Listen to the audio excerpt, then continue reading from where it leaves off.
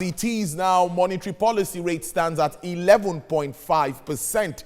Asymmetric corridor plus 100 and minus 700 around the MPR, and the cash reserve ratio remains at 27.5%, and liquidity ratio stands at 30%. Now, I have joining me via Skype to look more on this is the Chief Executive Officer of Cowrie Assets Management Limited, Mr. Johnson Chukwu. He's been standing by to talk about all of this issue. Mr. Johnson, thank you very much, and it's really good to have you on the show. I wanted to react straight to this. Were you expecting this to happen? Many said the rates were going to be retained. How does this come to you?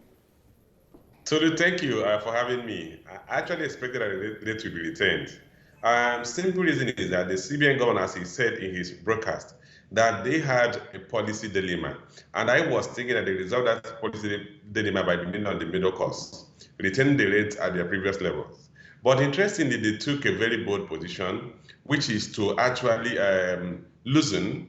And to loosen, they have reduced the monetary policy rate by 100 basis points from 12.5% to 11.5%. They've also extended the asymmetric corridor from plus 200 and minus 500 to plus 100 and minus 700, which simply means that the banks, if they want to borrow from the central bank, they will borrow at 11.5% plus 100 basis points, which is 12.5%. And if they want to deposit with the central bank, they will deposit at 700 basis points, which is 7% below 11.5%, which is going to be at 4.5%. So in effect, what they want to do is compel the banks to actually expand credit further to the critical sectors of the economy. Heard the central bank governor talking about a lot of support. A lot is being done, yes, by the monetary side. Talking about the fiscal side, he said they are constrained because of revenue challenges. Now, we saw support. He mentioned issues around the agricultural sector, manufacturing sector, reeling out these figures. How does this really come to you? And what impact would you say this has actually made since we've been grappling with effects of COVID-19? Well, so as you know, he rightly hit the nail on the head by saying that the fiscal authorities are constrained by budgetary revenue limitations.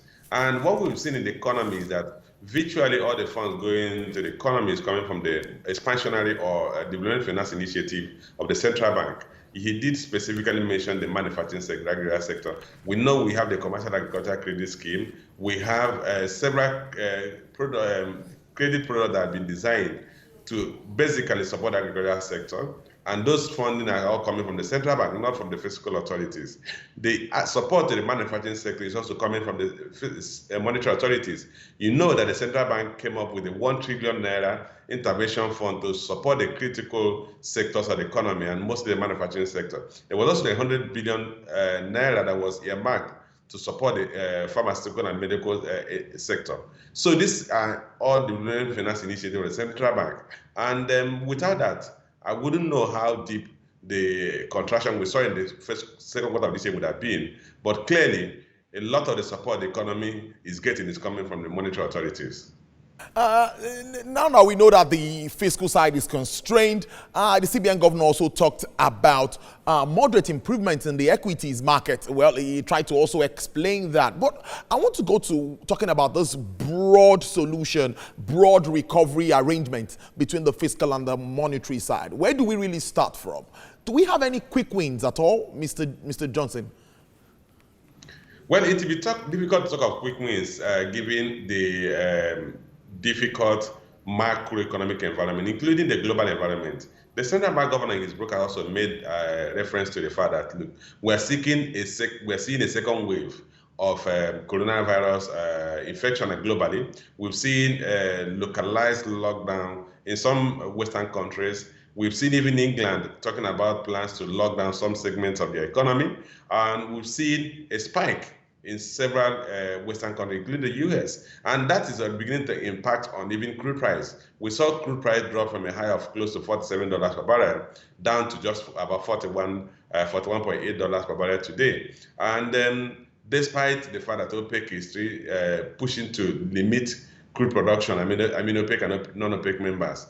And this will have direct impact on our federal government revenue. Recall that about 80% of federal government revenue is coming from sale of crude.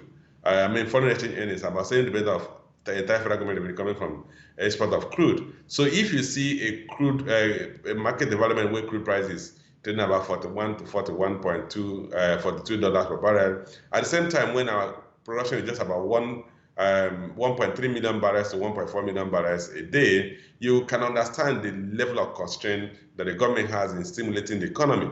So in effect, you're going to find it difficult to find low-hanging fruits, quick wins. The key thing is that we must take necessary measures to limit the contraction that we're going to have in the economy. The government has come up with a 2.3 trillion naira, what they call the funding that they plan to inject in the economy. Of course, unfortunately, that most of that is going to come from the monetary side of the equation, because the fiscal authorities are struggling, seriously struggling to meet their basic needs, such as payment of salaries. If you cast your mind back to what happened last year, at a period when crude price was trading about $64 per barrel, and our crude production was close to about 2 to 2.01 million barrels daily, federal government deficit effectively is more than 4 trillion naira. So now just oppose that today where we are today, and you can imagine the kind of constraint the fiscal authority has in funding or intervening in the economy as to support economic recovery. Before we go, let's now look at the effect. Nigerians want to hear about this. The effect of the hike in electricity and PMS. These are two very sensitive aspects of our lives, day-to-day movements. Now, there is this argument, and I'm going to put it to you, that the likes of IMF and the World Banks would not lend Nigeria a dime if we don't adopt these measures. Talk to us about this. Well, I wouldn't say we'll not lend Nigeria a dime, but it's one of the conditions I understand the World Bank is putting forward for Nigeria to access about 3.4 billion intervention fund or budget support fund that they have earmarked for us. And basically, if you look at those subsidies, they are misallocation of economic resources. I mean, the government came up to say that about 8.9 trillion naira was spent on subsidizing fuel, petroleum products in the past 10 years up to 2015 or 2016.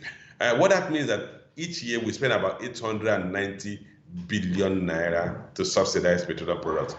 So you can imagine the effect of that spending or expenditure if had it been channeled to physical infrastructure like road network, seaports, airports, rail lines. Today, probably would have had close to first world infrastructural support if we had spent 8.9 trillion naira on basic infrastructure.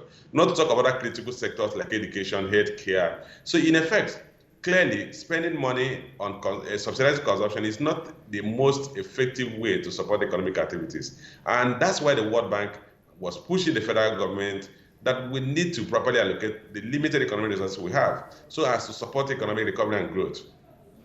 But now, before I let you go on a final note now, so what more? They've already talked about inflation. We know that as it is going, we don't know where it would end, talking about maybe the end of the year.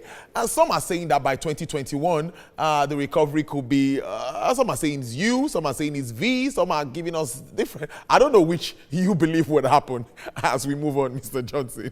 You're following the trends. Well, I don't think we're going to have a very sharp recovery. I think it's going to be a slow recovery. You remember that economy was already very slow. Economic performance was already very slow. We've seen GDP growth rate before the COVID-19 crisis. We've seen GDP growth rate at best at 2.28% last year. Previous years, we are below 2%, 1.91%, 0.91%. These are So in effect, we have been living a period of very slow economic growth.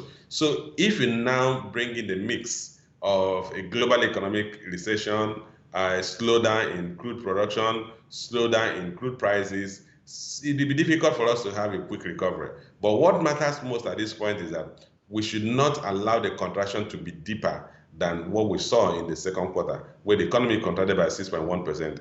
All efforts should be made to stimulate the sectors of the economy that are most adversely affected. The central bank government mentioned a couple of them: the transportation sector, air transport, road transport, hospitality industry, the hotels, and educational sectors. Those sectors need to be supported, particularly the transport sector, so that we can see a reasonable recovery of which are the critical sectors of the economy and moderate the contraction that we're going to see at the end of this fiscal year.